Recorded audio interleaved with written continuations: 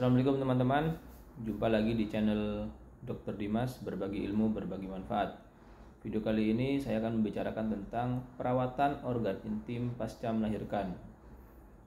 Perawatan pasca melahirkan ini sangat penting karena pasti banyak keluhan yang terjadi pasca melahirkan ya.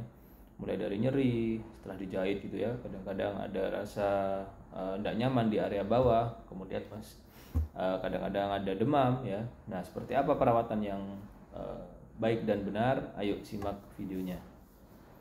Jadi ada dua masalah utama pada organ intim pasca melahirkan ya. Yang pertama tentu ada perdarahan pada saat masa nifas, dan yang kedua biasanya ada nyeri ya. Entah karena trauma saat persalinan ya, karena dilewati bayi begitu, atau proses penjahitan ya, karena ada robekan di jalan lahir kemudian dijahit, dan itu biasanya menimbulkan rasa nyeri yang kurang nyaman. Nah, dua hal itu lumrah terjadi pada ibu pasca melahirkan ya. Untuk darah nifas sendiri normalnya akan berlangsung selama 40 sampai 42 hari atau kira-kira 6 minggu ya.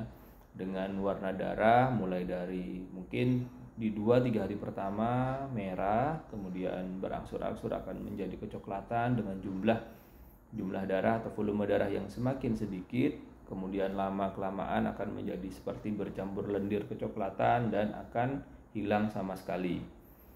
Akan menjadi masalah apabila yang keluar itu misalnya berubah warna ya, misalnya warna kuning, warna kehijauan, dan juga disertai bau yang kurang sedap ya.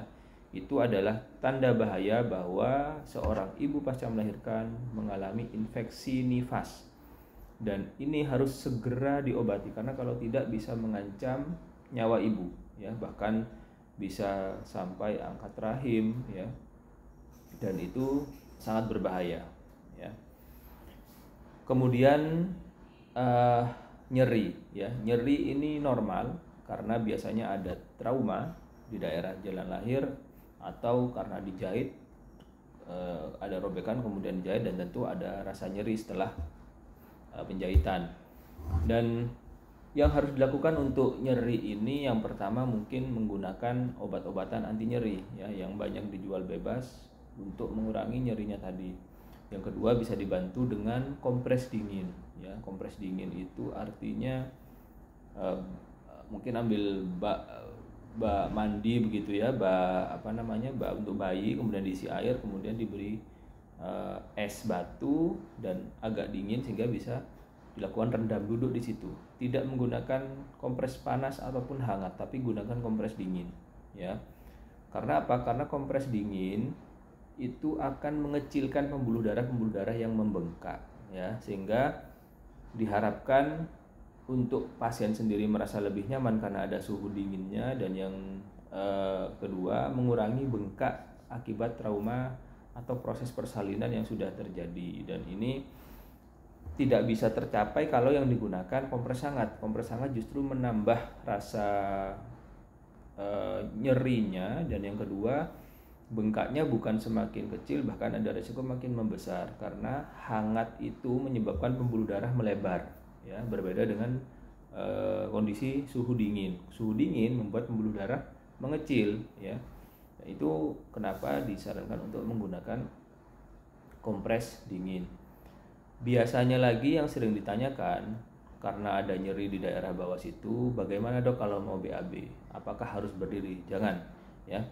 Tidak ada masalah untuk BAB karena BAB itu jalurnya di belakang dari vagina, beda jalur ya. Sementara yang dirobek itu adalah di daerah vagina, kecuali dokternya menyampaikan bahwa ini terjadi robekan yang luas sampai ke anus dan diharuskan untuk menggunakan pelunak feses misalnya ya, supaya BAB-nya lancar, maka itu suatu yang berbeda, tentu harus diperhatikan lagi.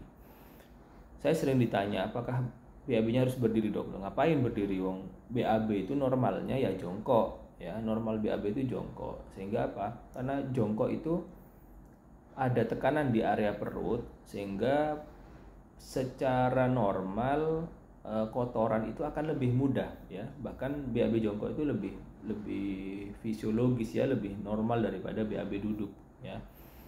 Dan itu nggak ada masalah karena beda jalur. Mungkin di 2-3 hari pertama mungkin agak nyeri karena masih bengkak, namun harus tetap dilakukan, membiasakan diri untuk melakukan BAB sebagaimana mestinya, sehingga proses adaptasi itu sendiri juga akan mempercepat proses penyembuhan luka, ya.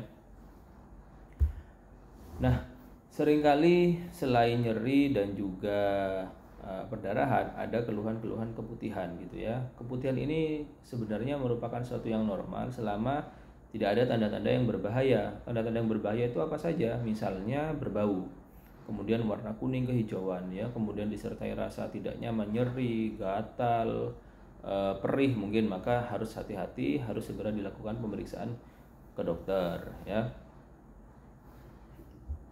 Nah,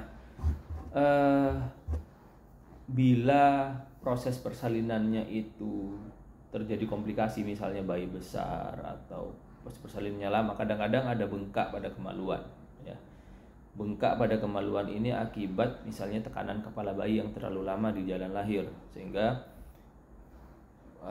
kemaluan itu aliran darahnya menjadi terganggu dan mengalami pembengkakan. Nah, bagaimana kalau ada pembengkakan? Tentu harus dikonsultasikan ke dokter kandungan yang terdekat ya. Apakah perlu dilakukan tindakan atau cukup dilakukan dengan diobservasi saja? Jadi harus didiskusikan, karena bengkak ini kalau dibiarkan juga akan membahayakan dan harus dipastikan ke dokter kandungan. Jadi kalau teman-teman di sini ada yang mengalami bengkak pasca melahirkan gitu ya, atau ada saudaranya atau temannya mengalami seperti itu, sebaiknya diperiksakan supaya tidak berlama-lama dan menimbulkan komplikasi-komplikasi yang tidak diinginkan. Itu tadi beberapa hal yang paling sering dikeluhkan oleh seorang ibu yang pasca melahirkan. Kadang-kadang juga ada keluhan demam ya. Kalau ada keluhan demam, hati-hati, apakah hanya sekedar bendungan ASI, karena biasanya ibu hamil itu ada bendungan ASI, ibu pasca melahirkan itu ada bendungan ASI akibat ASI yang tidak segera dipompa dan menimbulkan rasa sumer atau demam.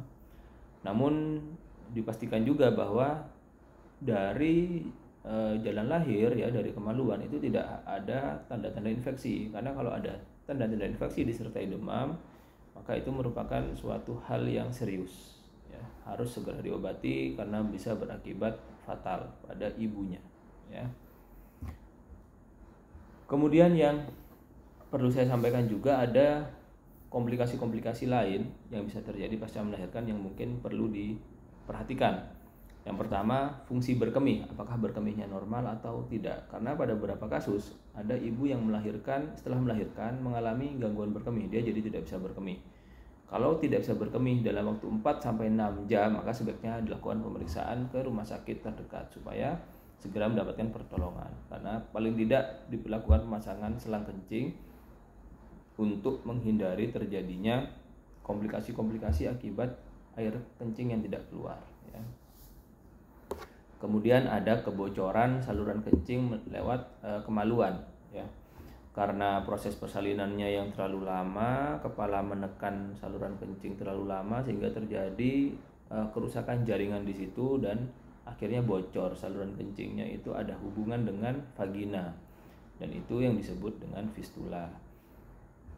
Kalau ada kejadian seperti itu, harus dilakukan pemeriksaan ke dokter kandungan, utamanya ke dokter uroginekologi, karena fistula itu mungkin tidak segera tidak membahayakan nyawa begitu ya, namun sangat mengganggu kualitas hidup, karena setiap saat, setiap waktu akan ada bocoran air kencing ke vagina ya, seperti orang ngompol tapi tidak bisa ditahan sama sekali ya, merembes terus karena dia bocor ya. Itu harus segera dikonsultasikan ke dokter kandungan untuk biasanya dilakukan penjadwalan apakah operasi atau tidak gitu ya, lakukan konsultasi ya.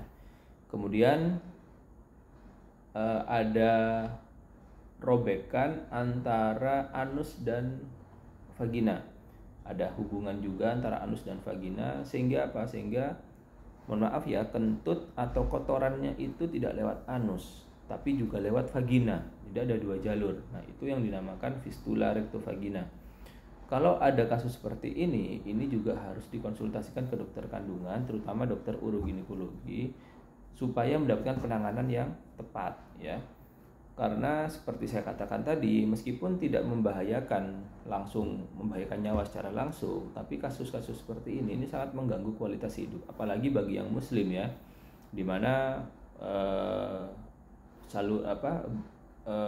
kotoran yang dari air kencing maupun dari buang air besar itu merupakan najis ya, dan bisa membuat beribadah itu menjadi kurang nyaman ya.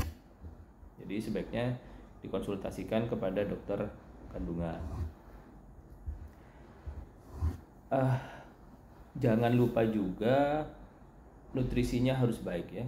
Saya sering ditanya pasien, dok apakah ada pantangan perawatan pasca melahirkan ya.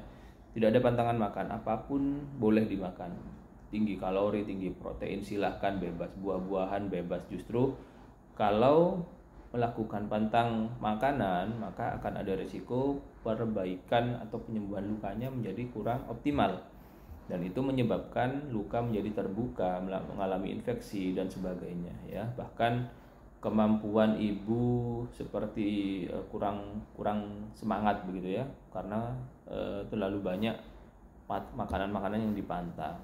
Jadi kebiasaan-kebiasaan dari orang tua zaman dulu mungkin harus dihapuskan sejak mulai dari kita sendiri ya, mulai sekarang, sehingga informasi-informasi sesat itu tidak diterus-teruskan ke generasi-generasi yang selanjutnya. Kemudian ada juga harus jaga hygiene personal ya. Kebersihan diri harus dijaga dengan baik dan benar. Bila ada darah nifas yang rasanya sudah cukup banyak, maka segera ganti pembalut ya.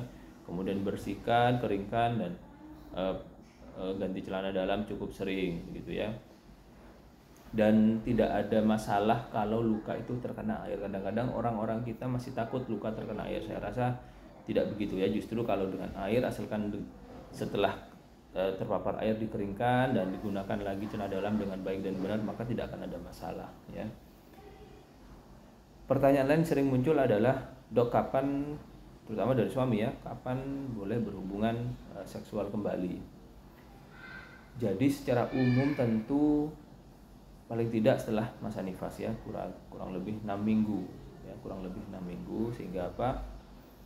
Sehingga organ-organ jalan lahir termasuk rahim itu sendiri itu sudah mengalami resolusi sempurna, artinya kembali ke kondisi semula seperti sebelum hamil kurang lebih ya, sehingga resiko infeksi ya, resiko perdarahan berulang, resiko keputihan, bengkak, nyerinya itu sudah benar-benar hilang semua.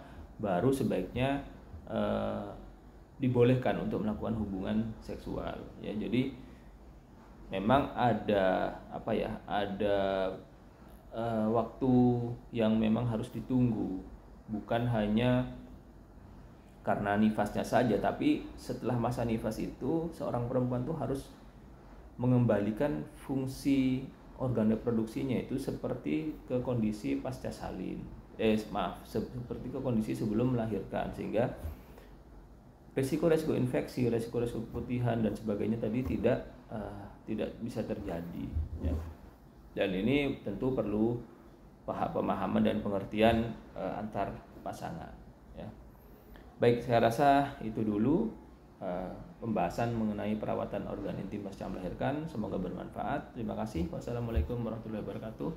Berbagi ilmu, berbagi manfaat.